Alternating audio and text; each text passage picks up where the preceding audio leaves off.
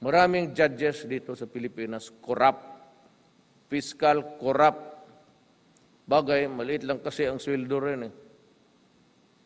Mabutit na lang itong armed forces pati police, I promise them na during the campaign that if I win, I'll double their salary.